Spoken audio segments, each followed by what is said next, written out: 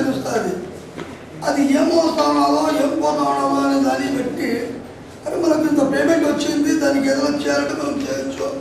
అది ఏమైనా వాళ్ళు ఎవరు చెప్పాలా, మనకు ఇంటర్నెట్ మీద కూర్చొని వ్యక్తి చెప్పాలా. ఆయన పట్టు అంచెట్ ఎక్కువ కమిషన్ చెప్తారు.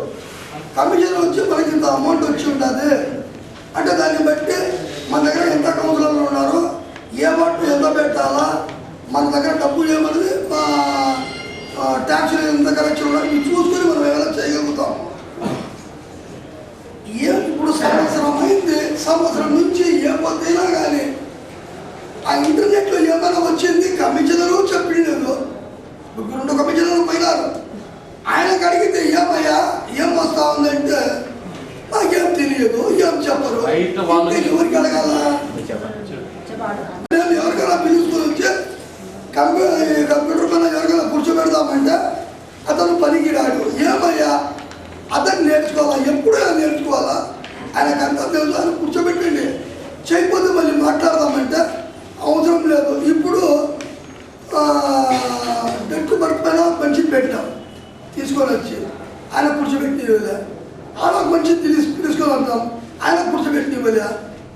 రాత్రి అయితే ఎక్కువ పాత ఆఫీసులో చేసుకుంటున్నారు. ఆధార్ కార్డు మొత్తం ఇప్పుడు మాకు ఎప్పుడు నుంచి చెప్తున్న వాళ్ళు పోయిన సంవత్సరం 6వ నెల నుంచి ఇదే పంచాయతీ జరుగుతూనే ఉంది. ఆ దినానికి ఎన్ని ఆధార్ కార్డులు వస్తున్నారు, ఎన్ని రాష్ట్రాలు వస్తున్నారు. ఆధార్ కార్డులు చెప్తూ మాకు లాక్లో ఏమన్నారు, డిసెంబర్కు ఎటువంటి పరిస్థితులు అయిపోతాయని మళ్ళీ చేస్తామన్నారు. చేసే రకం కనపడలేదంటే సంక్రాంతి పండుగ లోపలనే చేస్తామని చెప్పి 6వ తారీఖు మన కమిషనర్ సార్ కూడా చెప్పడం జరిగింది. సంక్రాంతి పోయా, శివరాత్రి పోయా, ఇంకొక సంవత్సరం వస్తే కూడా చేయరు. అలా చేపిస్తే కదా ఏది చేయడం లేదు. మన దగ్గర ఎంత ఫండ్ ఉంటుందని మనము వాటి కోసం పిలితే నువ్వు ఒక 5 లక్షలు, ఒక 5 లక్షలు ఒక పని పెట్టుకో, చేయిపో, అభివృద్ధి సరిగ్గా లేదు, అలా సిమెంట్ రోడ్డు వేయండి, అలా కల్బెట్ వేయండి